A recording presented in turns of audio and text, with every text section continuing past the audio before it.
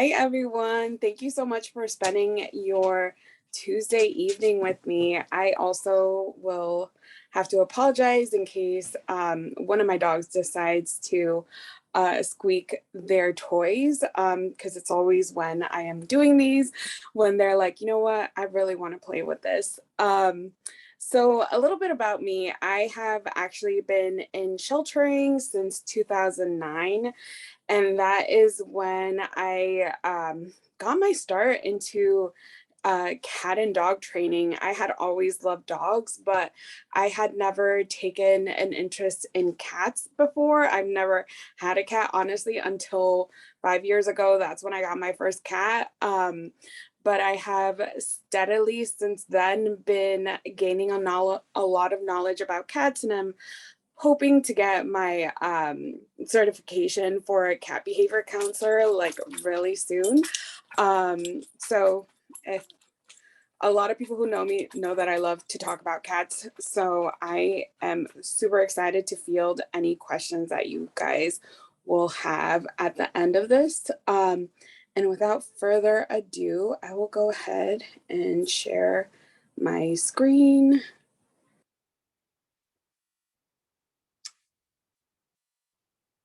Okay.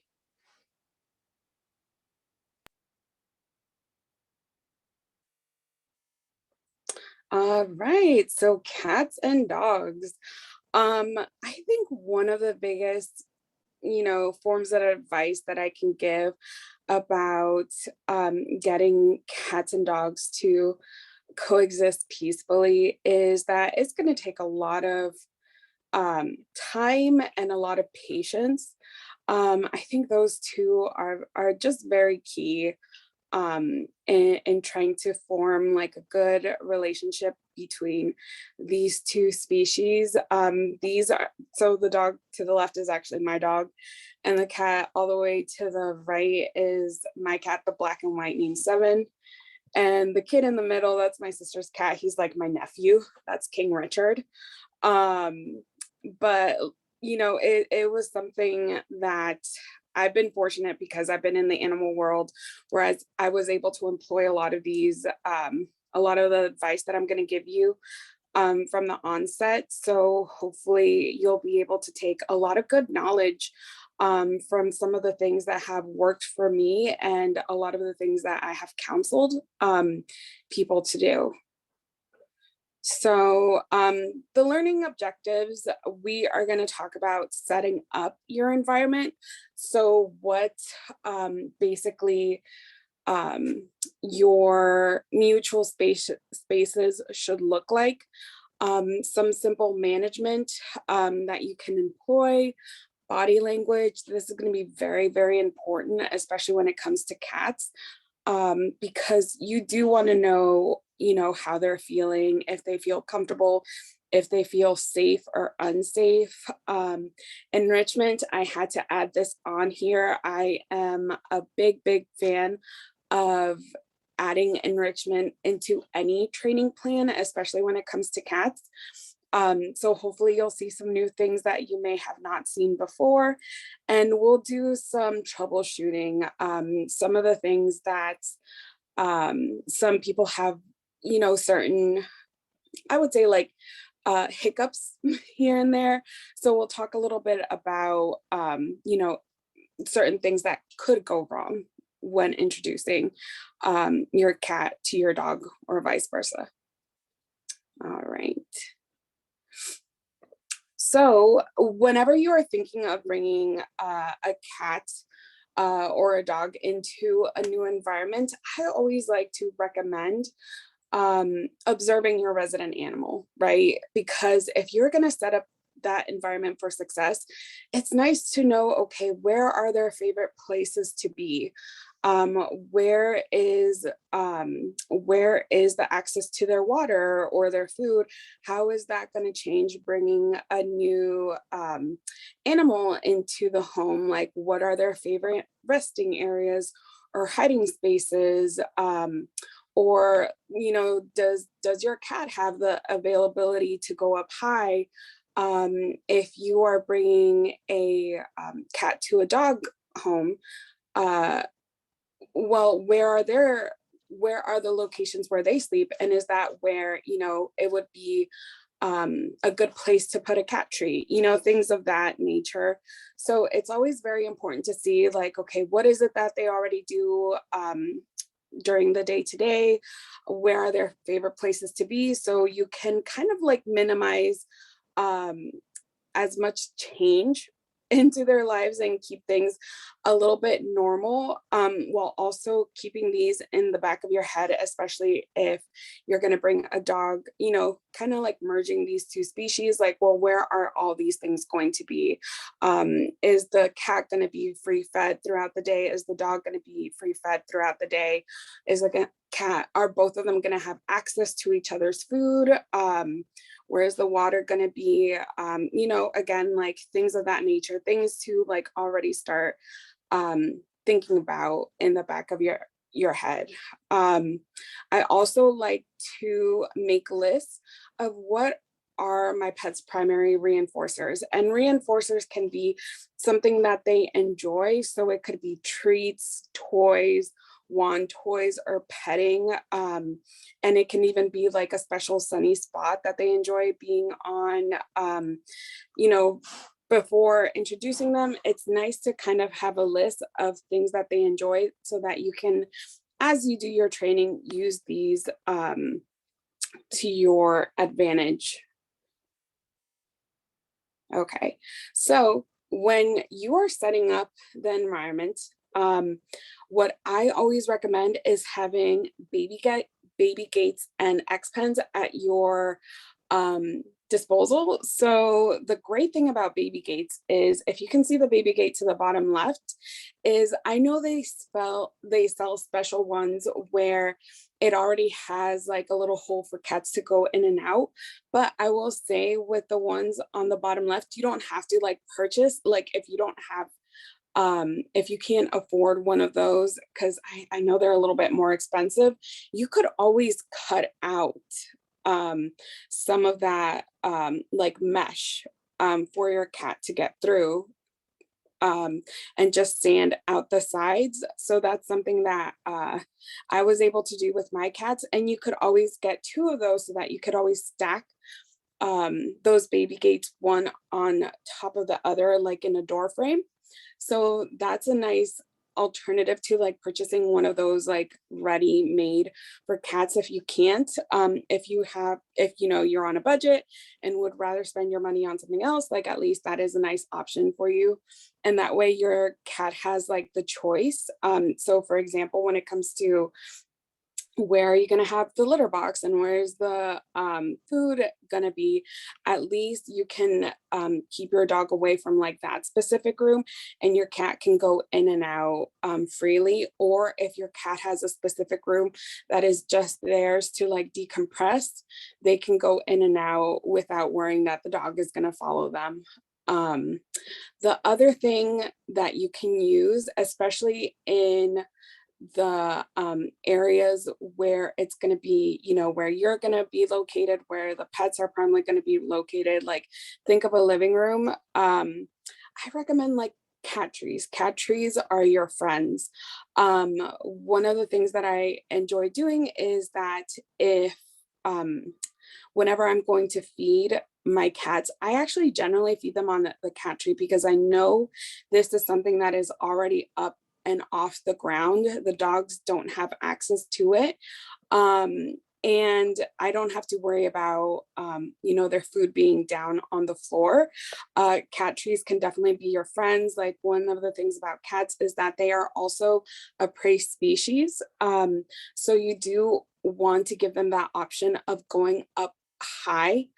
Like that needs to be something that they have an outlet for, especially if they have a moment where they feel uncomfortable or not safe. They have that ability of going up high. You can also use shelving for this as well. It's really nice because with shelves, they are a little bit more flexible. So if there is like, let's say one of your hallways, if it seems like a little tight in space, you can always use some shelving so that your cat can walk up high on some shelving, and your cat and your dog aren't forced to be in such tight confined spaces. So you can always have a little creativity when it comes to shelves, if it can get your cat up and off the floor, so that there is less, you know, less instances where, as they're getting to know each other, they have to be kind of like on the floor together. You do have shelves to help you out with that. Again, putting up the water stations up high, feeding stations up high. It's something that, you know, a cat is not going to appreciate a dog wanting to go and get the food that they're trying to eat when they're low to the ground. So like keeping those in areas that your dog can't get to. That's why I'm a big fan of shelving and cat trees. The other thing is like mylar blankets. They're really cool because they are a nice little heat source, and obviously cats love, you know, to be in places that are warm. So that's a really good way of encouraging your cat to use very specific spaces to keep them away. Like, you know, if your dog has their own bed, you can make your cat space like very comfy by even adding one of these specific type of blankets or beds, so that you can again like reinforce your cat using specific spaces, and kind of giving everyone, your dog and your cat, their own specific resources and their own things, as you're kind of getting to know them, and as you're kind of seeing how they do together in the environment. So that first me.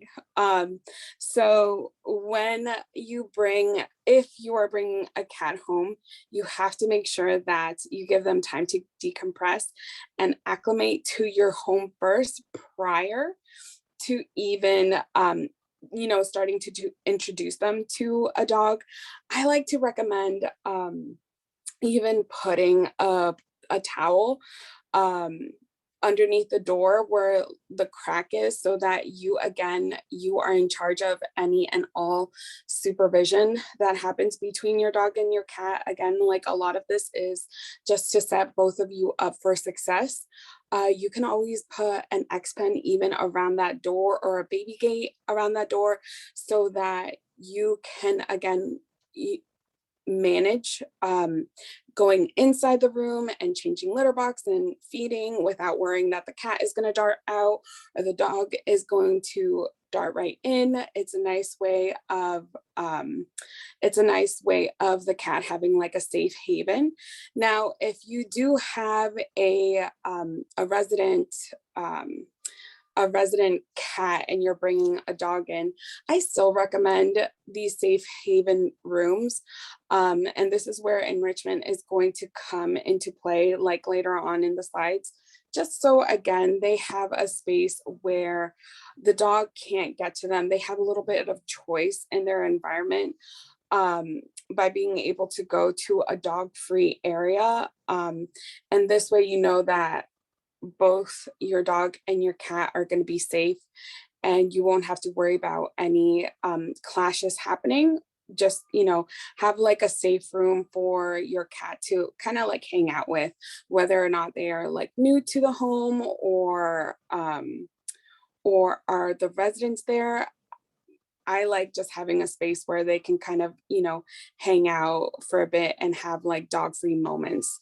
So again, when you are going to first introduce both of them, make sure that your dog has their leash on, and be sure to hold the leash. So not having it just drag along, because if the cat that you got is a little bit shy, fearful, that can be very scary. Or if you got an especially playful cat, they might try and run behind that leash thinking that it's a wand toy.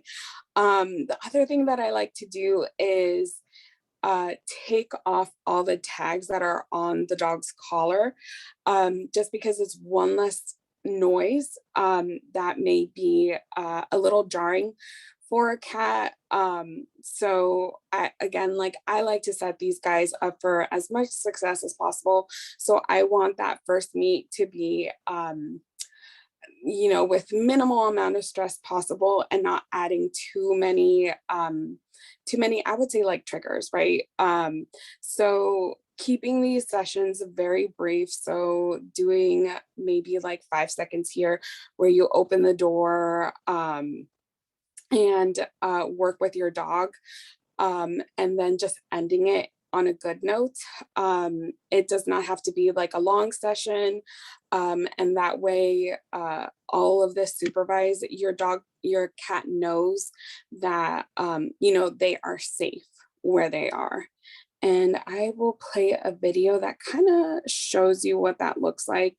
So I kind of had to improvise here, because obviously both my dog and my cat know each other. So that's just a yoga mat.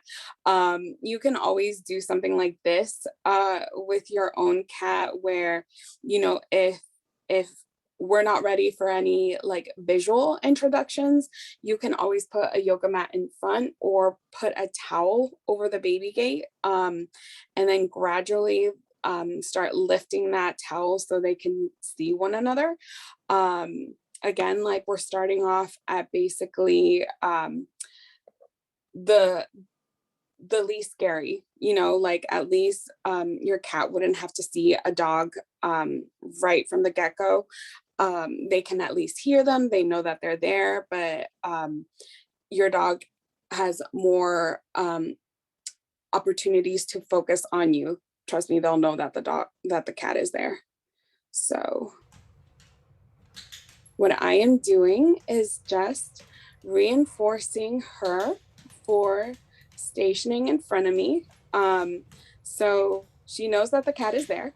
And so what I do is just reinforce her for staying with me, for, focusing on me. And at the same time, what you can always do is toss treats to the cat on the other side. If it's something that they want, you can always, give them some treats beforehand and see which ones they are more likely to eat. You can have like some temptation treats, some churros, some like boiled chicken, things of that nature, like anything that they are going to enjoy, so that at the same as you are reinforcing your dog, you can also like toss treats to reinforce your cat, and keep an eye on your cat to see how they are doing, how they are feeling. So that, if they're hiding, maybe I would cut this session down to 2 seconds instead of 5. Or if they feel, very comfortable and confident, I may up it to 10 seconds instead. But at least this gives you an eye on your cat, and you can see whether or not they are feeling uncomfortable or not. Okay, so some training games to teach is I like to do some stationing. It can be either on a mat or standing right in front of you. So as you can see, my cat is on her cat tree right there.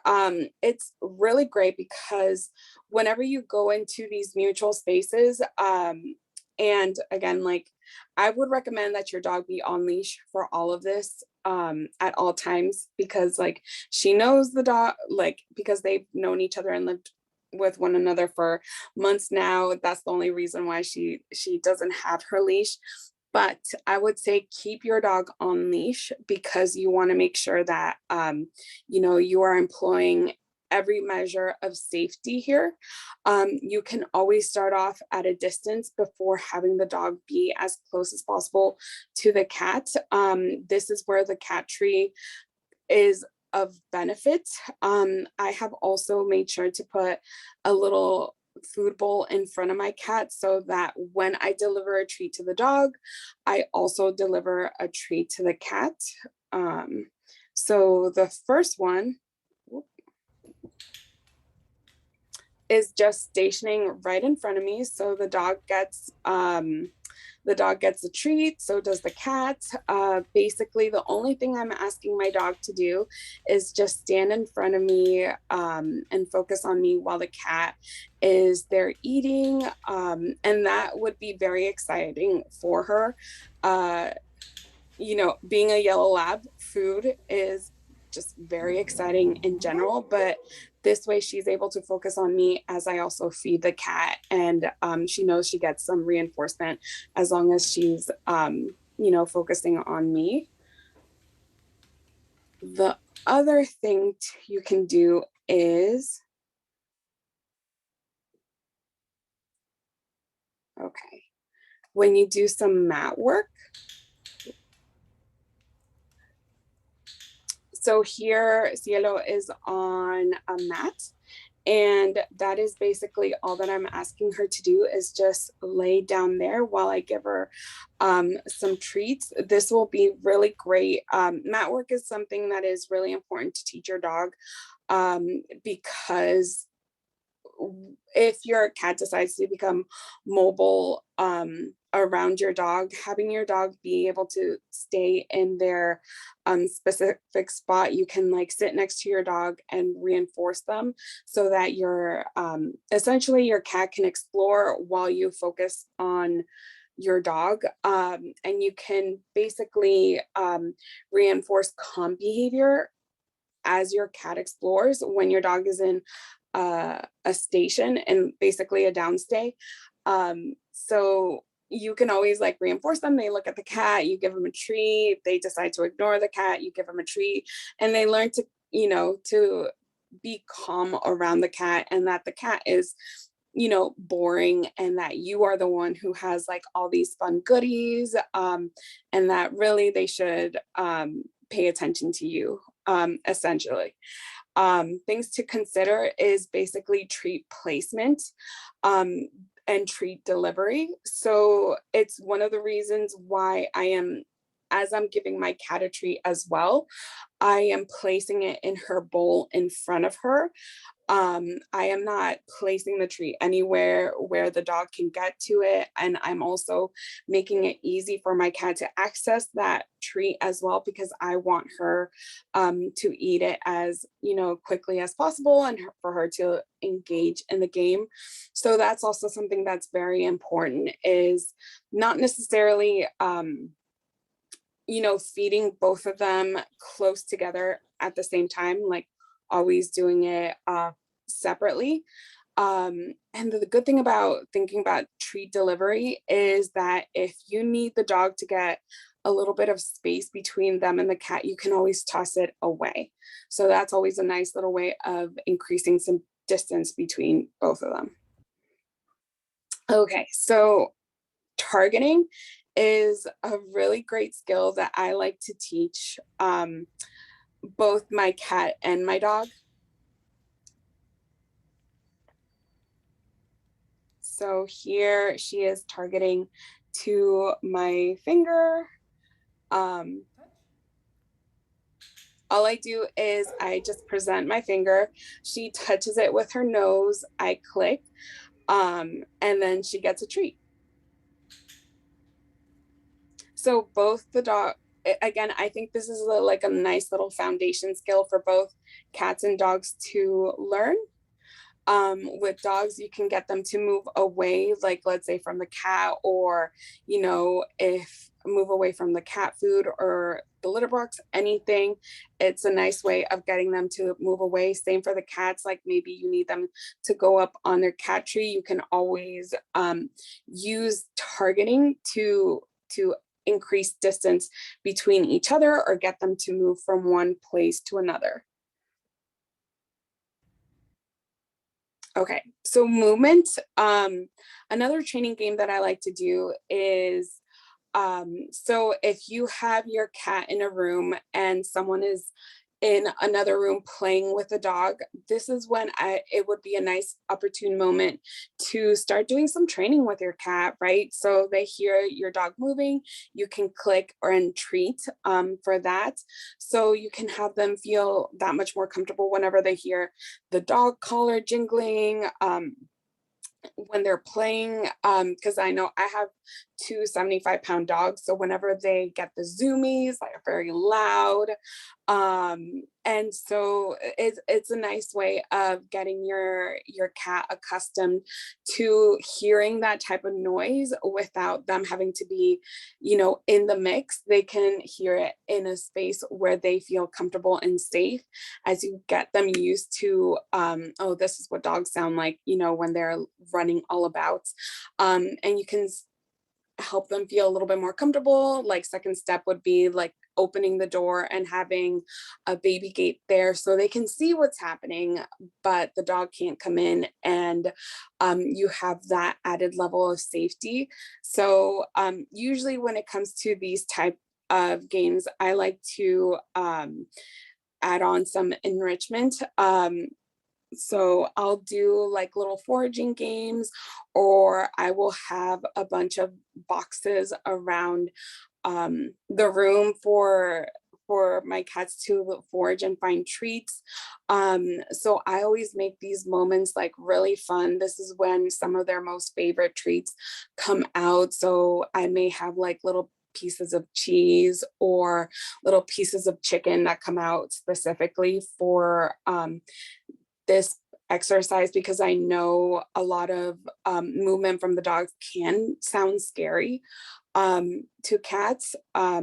Vice versa with dogs as well, is that if you have someone playing with a cat, right, in another room with a wand toy, you can start having them feel comfortable with the noises that comes with a cat moving about in the space, their collar jingling and whatnot. What does that collar sound like when it's jingling really fast? You can start practicing some of those, stationing games, some mat training, and or have them like with a Kong, so that when they hear it up close, it's not that big of a deal, because you have already prepared them to be calm or ignore those type of sounds. And these can be done safely in another room or another floor, which is what is really nice about this. So feline body language. This is really important to know, because again, like, cats can be very subtle in the way that they communicate, especially when they don't feel well. And the thing is that between dogs and cats, there can be a lot of miscommunication, because a lot of the way that cats and dogs communicate mean different things. It's very species specific. So for a high tail, so basically a dog's tail is up and high, it can be like a sign of arousal, or they may be fixated on something. It usually, when you see like a very like relaxed and loose dogs, his tail is usually level and it's wiggling, but high tail is not an overtly friendly sign. Whereas with cats, it is a friendly body language. So it is very it's they're curious. um they they are basically kind of like excited to see what's going on. It's a little bit more confident. If you think about how your cats greet you when you come home, like, and their tails up, that's generally what you'll see. And then we go to tail wagging, right? So with dogs, when it is low and sweeping, and they have like a wiggle butt, that's generally thought of to be, very friendly behavior. Whereas with cats, and we've all seen it, right? When their tails start to like lash, it means that it's increasing in agitation or some sort of frustration. So it means the opposite of what it does for dogs. Forms of greeting. So dogs generally, dogs are social as a species. Not to say that cats aren't, but it's a very specific way. So they'll do like immediate nose to nose greeting, and then they do like good dog meets. You have like a lot of curved body language. Whereas with cats, it is generally brief encounters at a distance over a period of time. So a lot of the information that we have on cats and their behavior, it has been done on feral cats. And so generally cats, the females form colonies. And any other if any other cat wanted to join, it's generally done over a distance. So they don't automatically just come into a colony and kind of like, sit themselves down. It's done over a period of time where they're at a distance, they're very watchful, and they slowly decrease that distance. And it is done over a period of time. So essentially, a lot of these cat and dog intros that we're doing, we're mimicking the way that cats would introduce themselves to one another.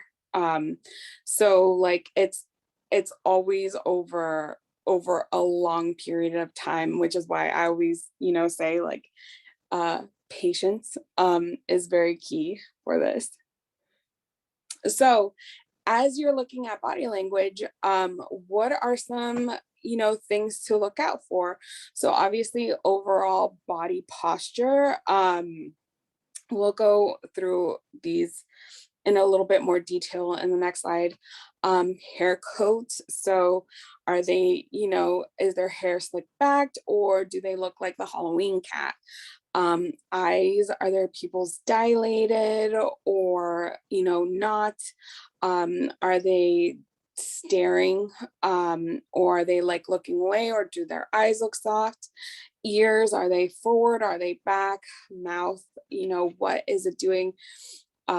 Is there any lip licking? Tail, as you notice, like that one cat has like a high tail while the other one has it curled close to their body. What type of vocalizations are happening? And also context, right? So behavior doesn't happen in a vacuum. So you have to see what is going on in the environment. What is the context of this behavior? So that's always very important to look at. And basically, when you are looking at body language, you want to make sure that you are looking at the whole picture. Don't just focus on one area. If you're trying to get better at reading cat body language, I do recommend starting off with one body part to start off with. So for example, you can start with the eyes, the whiskers, or the ears. So you can kind of see what they look like when your cat experiences an array of like emotions, and also is put in different, like look at your cat's eyes when they wake up, look at your cat's eyes when they see a squirrel outside, pay attention when they're looking at you softly, like what do those pupils look like, is there tension in the face? That's always a nice way of kind of seeing like what all these different body parts look like in context. So it makes it a lot easier for one to start reading their cat's body language, because again, they can be very subtle when it comes to their communication. So basically, body language serves the purpose to communicate if they want to increase distance, decrease distance, or show conflicted feelings. So for example, I have the white kitty, so kind of hiding, right? Looking at me. You notice that the ear is alerted towards where I am.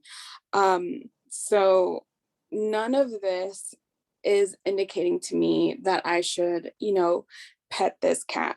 You may think, oh, this is where it can be very confusing, because you may think, oh, it just wants to sleep, it's annoyed, and it's fine. Like, this behavior is fine. But in actuality, what they're feeling is, they're very fearful.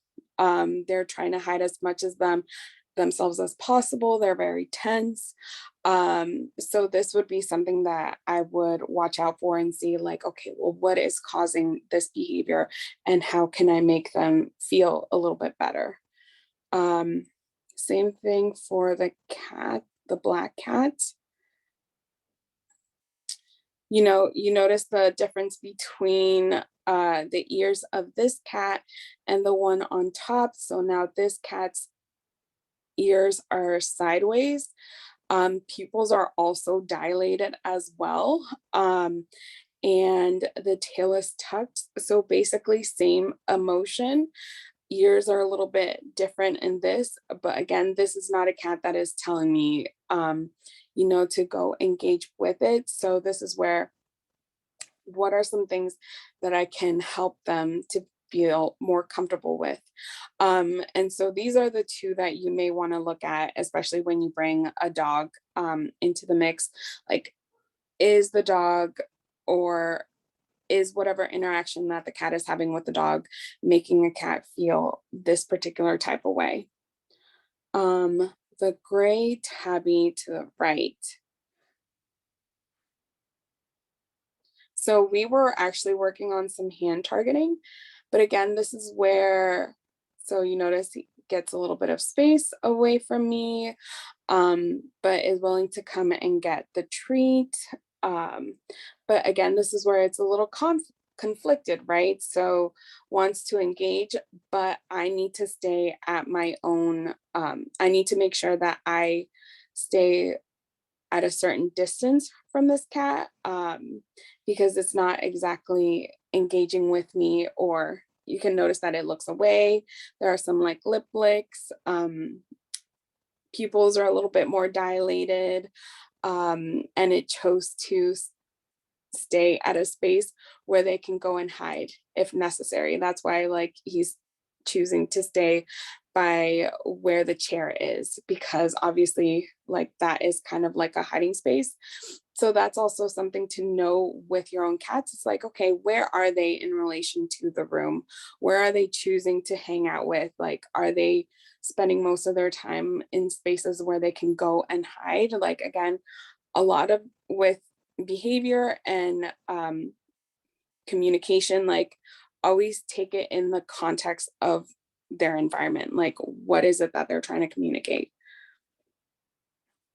Okay, so this is a really good example of a very friendly cat. So you notice the tail is high, it's curved a little bit at the end, it's forward, wants to come and interact. Same with her sister. So that is basically the body of a cat who is feeling very confident, very safe in their environment, even laying down. Basically, even if you look at their body, it's also very loose. There isn't a lot of tension that they're holding.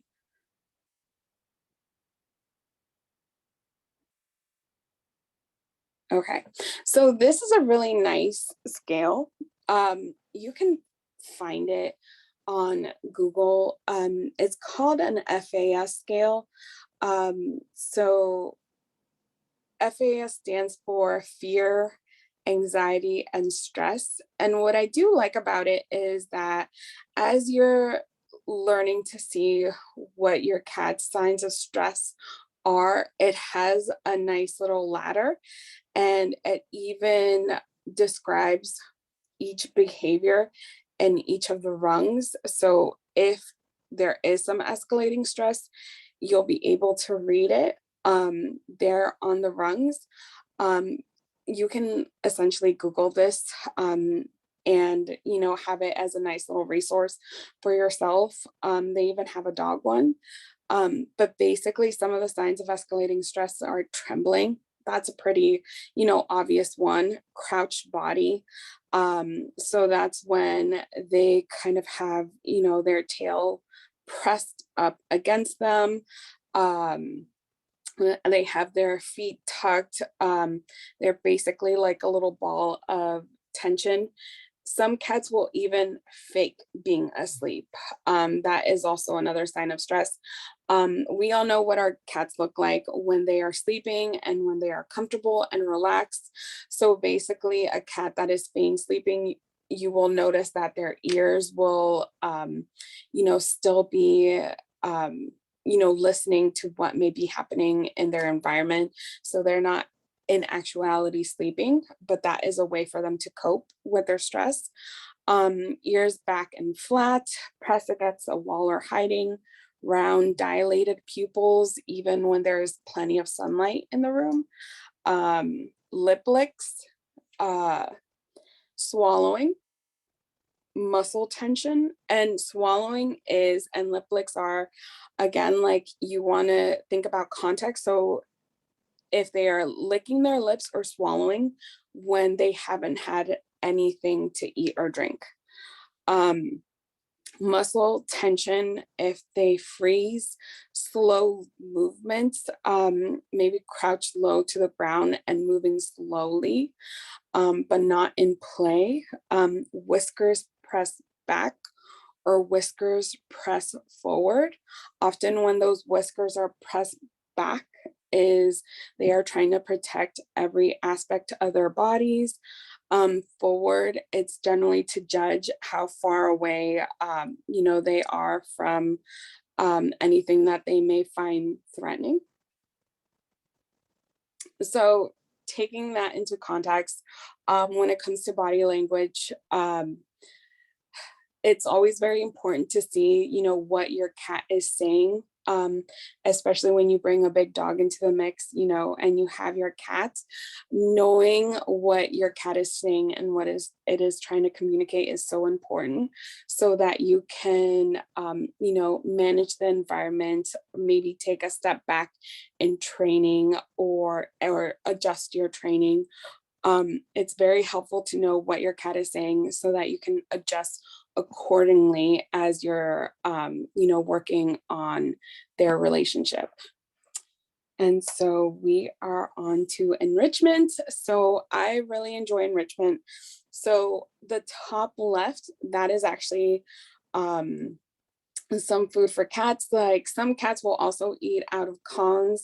What I am using are also licky mats. So when you have them in their room, their safe haven room, these are some of the things that you can give them so they're not so bored and frustrated in that environment, right? The other thing to the right top is I have some snuffle mats, some licky mats, as some puzzle toys and some stuffed Kongs. All of these I would use with both sets. So if the cat is in their room or if they're together and I'm supervising, and I have like maybe an X pen so that they get to do fun things. But with, again, like that added safety of an X pen there, it's nice because like when you bring out some of the stuff, um, it can always be a nice predictor for each of them. Like, oh, whenever I get like an especially yummy licky mat, when the dog comes out, like the dog is a predictor of good things happening as well. Again, like I love foraging. So it doesn't have to break the bank. Like I do have some Dr. Phoebe's, but what I'll do is I'll grab all the cat's toys, and I will also just like toss some treats as well as putting it in the Doc and Phoebe's, and then they kind of like forage along in there, as they get some of the treats there. So like it's a nice little activity that you can do when they are in their room, and just honestly in general. You can always have some of these like Doc and Phoebe's on their cat tree as well. So what I love about the Doc and Phoebe's, and it's the little blue mice that have the like little holes there, is that you can put treats in there.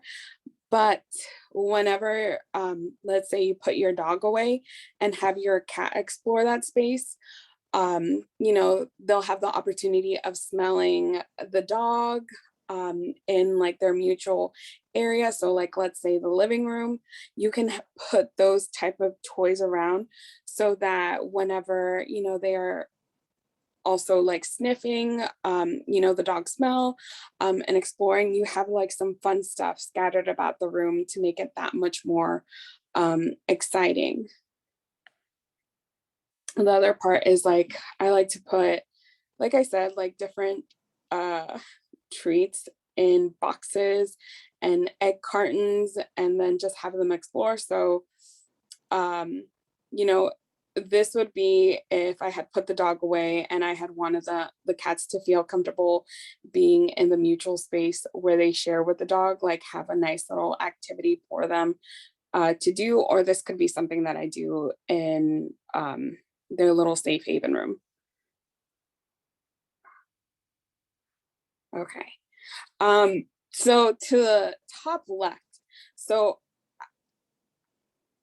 so one of the things to be mindful of is obviously not necessarily like feeding them all at the same time, but this is after basically my cat has known my dog for 5 years and vice versa. And the little Siamese they've known each other for now 3 years. So this is where they have had like a strong history of basically just good things happening amongst the three. And this is why, I felt comfortable with them sharing a snuffle mat. They actually do enjoy sharing a lot of their little foraging toys together. But I bring up the snuffle mat because it's like a nice thing for not only just dogs, but also cats. Dogs also, I like to give them a busy box. So this is just where you put treats inside of a box, inside of another box, inside of another box, and then they kind of like rip it to shreds and dig through. So again, this is just like a nice little enrichment opportunity for your dog. So if you have them put away in the room while the cat comes out to explore, they can at least have a fun activity where it's not always so negative, right? Whenever they are put away, um, they also have something fun to do. So again, like them being put away means like, hey, something fun happens here as well. And it's also really, I enjoy seeing my dog like rip all this stuff up and like find the treats. Other added avenues of enrichment are the bottom left. That is a ripple rug, which is really cool. You can hide treats and catnip in there for your cats to find. You can always get like one of those cat tunnels. One of my favorite toys is the bird, and that's a really fun wand toy to play with your cat. And in the middle, I like to employ a lot of like scent enrichment. So I actually made like a little cat garden with different herbs. And so I would switch it up by like that pine cone and those rocks. I would take it from outside, from places that I know didn't have pesticides, and bring it in to provide something for them to smell. So again, it's like just adding extra enrichment for these guys, especially if for the cats, they're going to be stuck in a room for a little bit as you are working on um, you know your training plan and building up on their relationship. At least they have things to do and you don't feel so guilty about them being in a room. You can give them different things to do throughout the day. So some of the things to troubleshoot, again, resource guarding, I would always consider reaching out to a trainer. So if you know your dog is a resource guarder, whether it's like food, yourself, toys, consider reaching out to a trainer to help you set up the environment and think of some contingencies to ensure everyone's safety. I don't want to give like a lot of advice for this because I think it's all very much, it just all depends on the dog in front of you. I think the best advice I could give is just reaching out to a professional for this. The age of the cat. So if you are thinking of bringing in a dog, um, think about the age of the cat that you have, in your home. Like, are they shy, fearful? Are they a cat who is generally more shy, or fearful of new things happening in their environment? Maybe, active dog would not be the best fit, or it will give you, or at least you'll know that you may have to work a little bit harder and it may take a little bit longer for your cat to feel comfortable with this dog. Um, Another thing to consider is that your cat is going to behave differently in the stages of their lives. So if you brought in a young kitten, they're going to behave differently than when they are an adult versus when they are a senior cat. Um, Especially with senior cats, if you have made it a habit of putting the food up in high spaces, consider that they may have a little bit more difficulty getting up high. If you currently have a senior cat and you want a younger dog, again, think of, consider pain in senior cats. Like, as you get older, like they may have some joint pain. So those are all things to consider, especially if you bring like a young rambunctious dog who who your cat may not necessarily appreciate, especially if they are a little bit older. Um, and if it's something that you will do, then okay, like how is it that my senior cat can get to the spaces that the dog can't? And how do I kind of like retool the places where the cat eats or has access to their litter box? Because again, the older that you get, things hurt a little bit more, so maybe you can't have like a high-sided litter box and it has to be a low one. So all things to consider when it comes to the dog not having access to these particular things. um so going back to like having a young kitten and you wanting to bring in like also a young dog, just I would say like always consider your options and always think about who you have at home and what would best match, that personality. Dogs chasing. So chasing is very normal behavior for dogs. Instead of trying to prevent it, I think it's nice to provide a healthy outlet for this. So a good way is of encouraging a game where they chase you instead.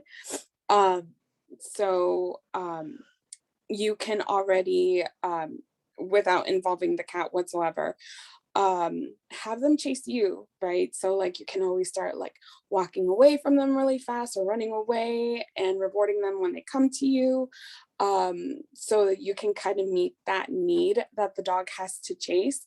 And then whenever the dog and the cat are together, just reward calm behavior when they are all together, but you essentially become that outlet for your dog, you know, for chasing, so that he doesn't do it when it comes to the cat. Other things is like what cues that cause the cat to run away. Um, so if at any point as you're doing intros, this is where that body language is going to be very important. Just seeing, is my cat uncomfortable? Does my cat not feel safe? And adjust accordingly when that happens. Seek professional help for your pets. So do not let them work it out. It does not end very well. Like some of the fallouts can be litter box issues. If a cat does not feel safe, they may start peeing in places that you don't want them to be. Some of the most common ones are they can start peeing on the dog bed.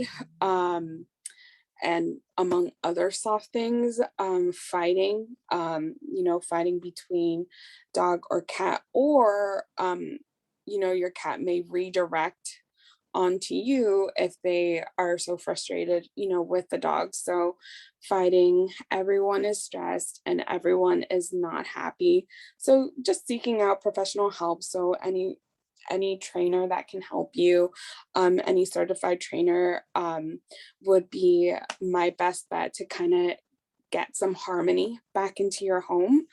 But I would say like that would be the best thing for you, because it's nice to have someone from the outside look in and see what is going on so they can come up with a plan to help everyone out. So this brings me to the end of my presentation. Does anyone have any questions? Awesome, guys. If you have questions, please put them into the chat box. Thank you, Teresa. That was awesome. So much information. I know there are a lot of different things that can happen with cats and dogs, whether it's adding somebody new to the house or dealing with some existing issues. So if you have any questions, now is a good time. Quick friendly reminders while we're waiting for people to type. Again, this is Teresa. She's from JW Dog Training and Behavior, which is awesome.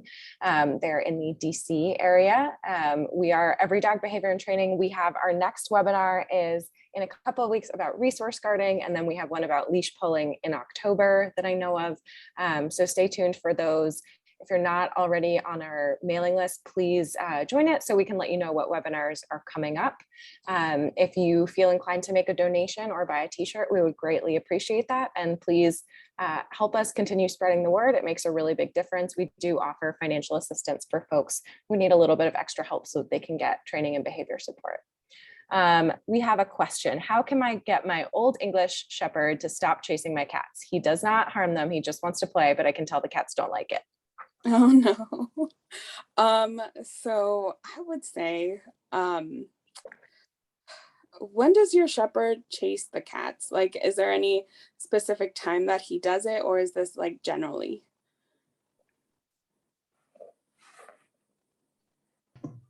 Because like what you I'm gonna. Oh, there you go. He does this generally. Sometimes when the cats just appear and he's just laying down, and the cats appear and he sees them and he goes after them, and then the cats run and disappear again. Yeah. That's like the most common time. Okay, so I would probably so it's basically anytime he sees the cats. Yeah, most of the time, yes. Okay. So I would probably start just back from square one with these guys. I would keep him on leash. I would have some treats with you at all times. You can, if chasing is something that he enjoys doing, you can give him a nice outlet for this. So there are some toys called flirt poles that are really nice, that you can always play with your dog, and you can do this outside, but it gives him like the ability to chase something, because obviously if he's a shepherd, like that's just what they do. So giving him a healthy outlet for this, so like that can be with the flirt pole. And so inside the home, like have him on leash. Make sure that like the cats have places that they can go that they feel safe in. And I would reward him anytime that he looks at the cats and he chooses to ignore them. So like you are going to be basically very fun for him, so that the cats can be very boring. So I would say like if you wanted to work on like some mat training, some of that stationing where he like focuses on you instead of the cats, just like provides like places for those cats to go that he doesn't have access to, and have him on a leash so he doesn't actually, you can have a little bit better management of him so he can't physically go after them. There is like a stop to it. Awesome. Thanks, Teresa. It looks like that is the only question that we have for now. I'm sure folks will have something later.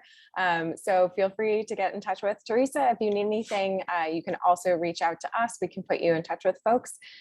So thank you all so much for coming out, and we will see you next time. Thanks, Teresa. Thank you. Okay, bye.